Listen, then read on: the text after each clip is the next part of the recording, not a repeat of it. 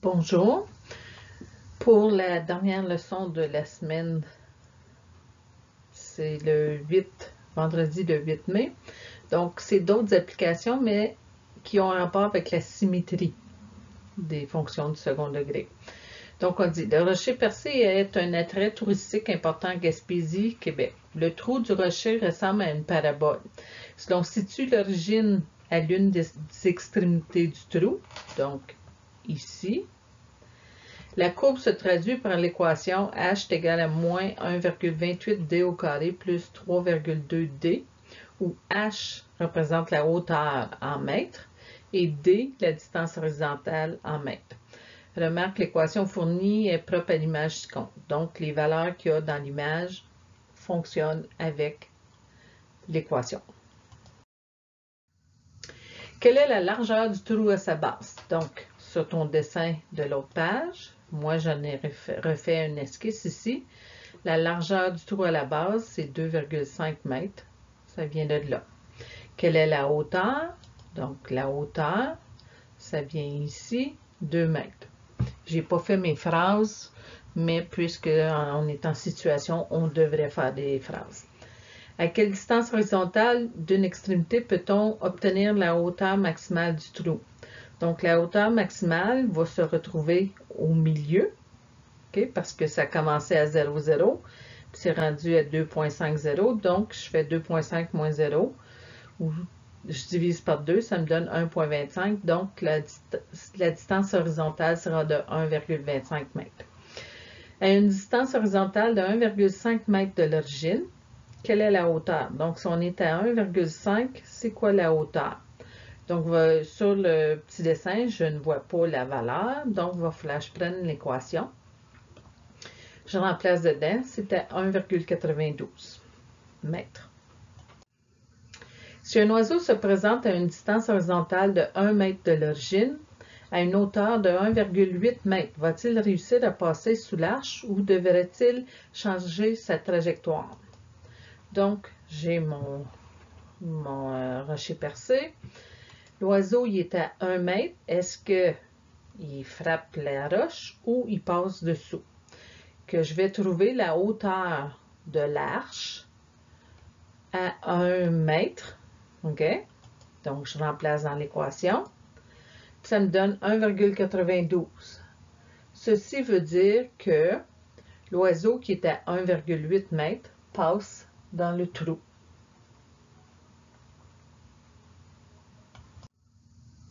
D'après les réponses des questions D et E, que l'on soit à 1 mètre ou à 1,5 mètre de l'origine, l'arche à la même hauteur, soit 1,92. Comment est-ce possible? Donc, les deux sont à 1,92 mètres de haut, à 1 mètre ou à 1,5.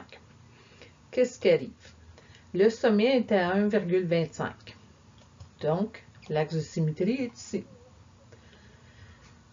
Si je regarde le 1 mètre, il est à 0,25 mètres de l'axe de symétrie, puis le 1,5 mètre aussi est à 0,25.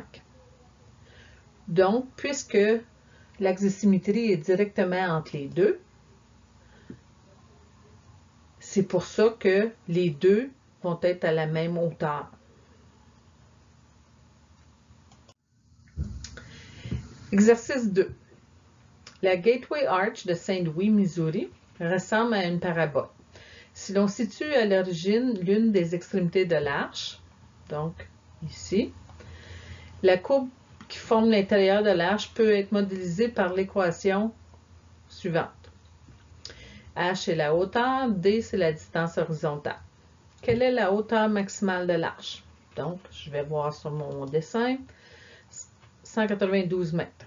Quelle est sa largeur à la base? 192 mètres.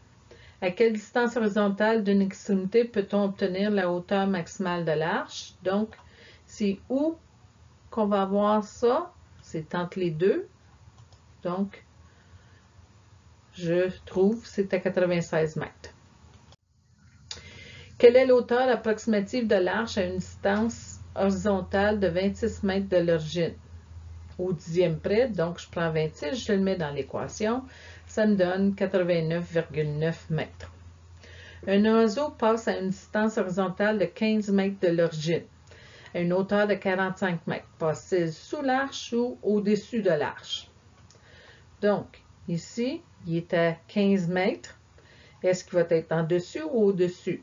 Donc, s'il est à 45, je vais regarder l'arche est à quelle hauteur à 15 mètres. Je mets ça dans l'équation. L'arche est à 55,3. Donc, si l'oiseau est à 45, l'oiseau il est sous l'arche. F. À quelle autre distance de l'origine l'arche a-t-elle une hauteur de 55,3? On vient de voir qu'à 15, c'est 55,3. C'est quoi l'autre hauteur, l'autre endroit où est-ce que ça va être 55,3? Puisque de 0 à 15, il y a 15. Si je pars de l'autre extrémité, 192 moins 15, ça va me donner à quel endroit? 177 mètres. G. Dans les premières années de l'aviation, les pilotes faisaient souvent des cascades sous des arches ou des ponts. Supposons qu'un cascadeur veut passer sous l'arche à une hauteur de 170 mètres. Si son avion a une envergure de 24 mètres, peut-il réussir sa cascade? Donc, si je dessine ça, c'est supposé d'être son avion. Il y a 24 mètres de large. Donc, il devrait s'aligner pour le milieu, qui va être à 12 mètres de chaque côté. Okay. Le milieu est à 96, que si j'enlève 12 mètres, je suis rendu à 84, que ce point-là, c'est à 84. À 84, l'arche est à quelle hauteur? Je prends ma formule, je le mets dedans, ça me donne 189 mètres. L'arche est à 189 mètres ici.